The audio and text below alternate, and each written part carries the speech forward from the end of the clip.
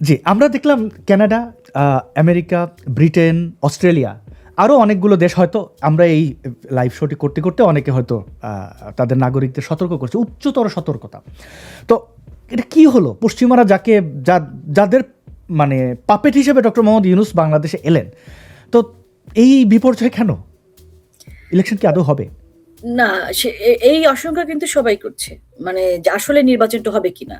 এটার প্রথম কারণ যে দেশে যারা সাধারণ জনগণ আছে তারা সহিংসতা সৃষ্টি করবেন, ব্যাপারটা কিন্তু এরকম না। সন্দেহের কারণ মোহাম্মদ ইউনূস নিজেই। আমরা যদি হাদি হত্যাকাণ্ডটা দেখি, এটা একদম জি। পরিকল্পিত একটা হত্যাকাণ্ড ছিল, এবং এটার পেছনেও কারণ ছিল, হয়তো উনি ভাবছিলেন যে তারেক রহমানকে দেশে আসা ঠেকিয়ে রাখা যায় কিনা।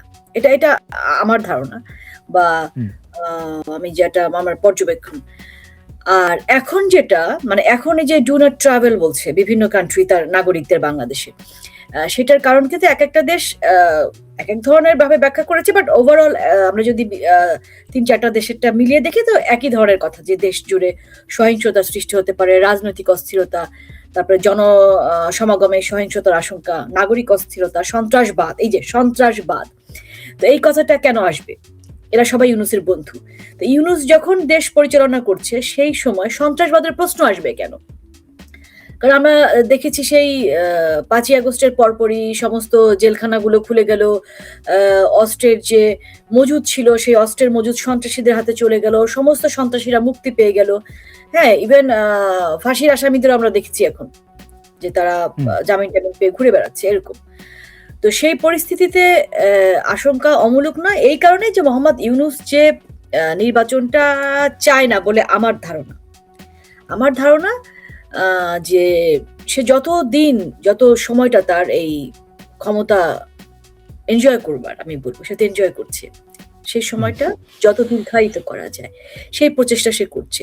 এবং সর্বশেষ যদি নির্বাচন হয়েও যায়, আপনি দেখবেন যে তখনও সে সঙ্গে সঙ্গে ক্ষমতা ছাড়বে না বলে অলরেডি কিন্তু বলে ফেলেছে মুখোশকে আলী রিয়াজ, রাইট? ১৮০ দিন তারা গণপরিষদ টরিষদ, মানে হুম। যেরকম ভাবে হোক, যে এই ক্ষমতার যে আহ, বলয় তারা সৃষ্টি করেছেন, অথবা ক্ষমতা যেভাবে তারা উপভোগ করছেন, তারা যেভাবে তাদের ব্যবসা বাণিজ্যের প্রসার ঘটাচ্ছেন, যেভাবে তারা আর্থিকভাবে সমৃদ্ধ হচ্ছেন, এখান থেকে তারা খুব সহজে সরবে না। এবং যার ফলে সংঘাত হোক, মারামারি হোক, হানাহানি হোক, যা করার তারা করবে, এটা টের পেয়ে না, এটা যে ইনফর্মড হয়ে অনুমান করে একটা কান্ট্রি এভাবে একটা কান্ট্রিতে তার নাগরিকদের যাওয়ার বিষয়ে এরকম নিষেধাজ্ঞা দেয়। তো তারা তো ইনফর্মড হওয়ার কারণে তারা আসলে নিষেধাজ্ঞা দিয়েছে। জি, অনেক ধন্যবাদ। এখন আহ, পশ্চিমাদের মুখ ফিরিয়ে নেওয়ার বিষয়টি আমরা বুঝলাম। ভারতের যে ভূমিকাটা। না, এই যে মুখ ফিরিয়ে নেয়া, এখানে আমি একটু, আমার মনে হচ্ছে না আচ্ছা। মুখ ফিরিয়ে ঠিক নেয় নাই। তাদের জনগণের জান মালের নিরাপত্তা রক্ষার জন্য তারা সতর্কতা দিয়েছে। কারণ ইউনূস থাকলে আমরা যেসব হুম। দেশের কথা জানি, তাদের কিন্তু অপেক্ষাকৃতভাবে তারা বেনিফিটেড হচ্ছেন। কারণ যেই কারণে ইউনূসকে পাঠানো হয়েছে, ইউনূসকে তো আর সুশাসন বাংলাদেশীদের দেবার জন্য পাঠানো হয়নি। হুম। ইউনূসকে পাঠানোই হয়েছে বিশেষ বিশেষ কোনো রাষ্ট্রের তাদের বিশেষ সুবিধা পাওয়ার জন্য। তো সেই হিসেবে যদি ইউনূসকে ওখানে থাকে, তাহলে তাদের জন্য কিন্তু সুবিধা, আমার কাছে যেটা মনে হয়।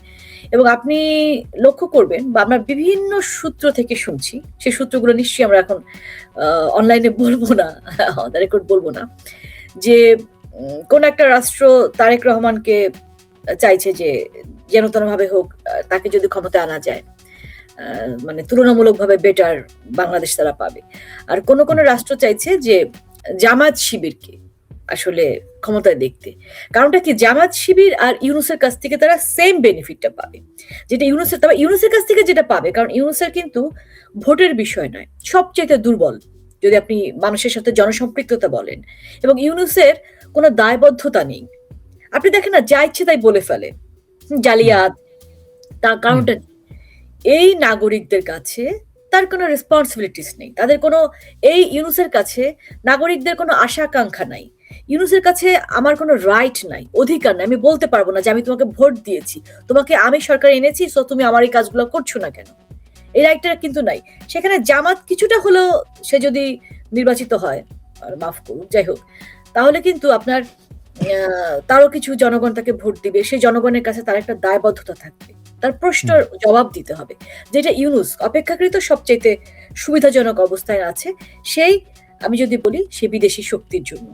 তো তাই ইউনূসকে যদি শেষ পর্যন্ত না রাখা যেতে পারে, তখন হচ্ছে আপনার সেকেন্ড চয়েস বলেন বা বেস্ট চয়েস মানে তাদের জন্য সেটা হচ্ছে জামায়াত। আমার তো মনে হয় যে এই পশ্চিমের দেশগুলো তারা প্রতিনিধি দল পাঠাবে অবজারভার হিসাবে, তারা মানে একটা আমেজ, ডক্টর মোহাম্মদ ইউনূস লোকটাকে কেউ থামান খ্যাত আন্তর্জাতিক খেলোয়াড়, মুখ ফিরিয়ে নেওয়া। এই জন্য বললাম যে পুরো উল্টো, তারা আরও বলছে নাগরিক প্রতিনিধি দল তো পর্যবেক্ষক তো পাঠাবেই না, ওইভাবে দেখা যাচ্ছে না কোনো লক্ষণ, এবং তাদের নাগরিক যারা এমনি আগে ঘুরে বেড়াতো, বাংলাদেশে কজন ঘুরতে আসে সেটা একটা বড় প্রশ্ন, কিন্তু যারাই আছে তাদেরকে উচ্চতর সতর্কতা জারি করছে। এইটাই তো এক প্রকার মানে এখানে আমাদের কথা ছিল না আমেজ হবে, উৎসব হবে, সবাই নেচে গিয়ে ভোট কেন্দ্রের সামনে মেলা বসিয়েছে, মানে আপনি আয়োজনগুলো দেখেন, ওটা তো মানুষকে বুঝতে পারছে যে কেউ ভোট কেন্দ্রে যাবে না। এখন কোনো না কোনো ভাবে আগ্রহ তৈরি করার জন্য, আমরা জীবনে কখনো শুনেছি ভোট কেন্দ্রের সামনে মেলা বসেছে? না।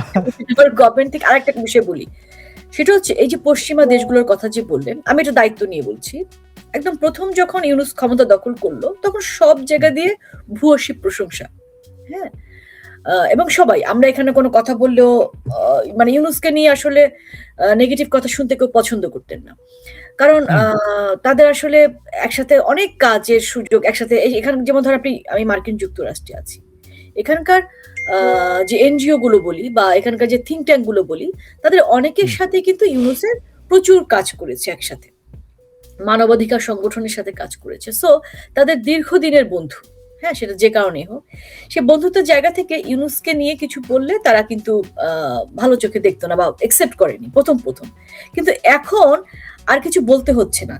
মানবাধিকার সংগঠনগুলো বা থিঙ্ক ট্যাঙ্ক গুলো তারা ইউনূসকে মানে চূড়ান্ত ব্যর্থ শুধু বলছে না, তারা বলছে যে মানে যে ইউনূসকে তারা জানে সেই ইউনূসের সঙ্গে তারা মেলাতে পারছে না, একদম অফ দ্য রেকর্ড এই ধরনের কথা বলে। এবং এই যে আমরা যে কথাগুলো তাদের পৌঁছে দিয়েছি প্রথম দিকে তারা শুনে অবাক হয়েছে, তর্ক করেছে, মেল করেছি, মেলে রিপ্লাই দিয়েছে না এটা না এটা না এটা না, তখন যখন তথ্য প্রমাণ সহ ভিডিও টিডিও সহ দিচ্ছি, বা তাদের তো লোক আছে, এখন যখন তারা খোঁজ নিচ্ছে, এখন আপনি দেখবেন যে কিছু মানবাধিকার সংগঠন, আপনার হিউম্যান রাইটস, এরকম আরো কিছু আছে যারা কিন্তু অ্যামনেস্টি ইন্টারন্যাশনাল বলেন, তারা কিন্তু ইউনূসের নেতৃত্বে এই যে বাংলাদেশের যে একটা অরাজক পরিস্থিতি এবং এই যে সন্ত্রাস, এই যে খুন, হত্যা, ধর্ষণ, এই কথাগুলো তারা এখন বলছে।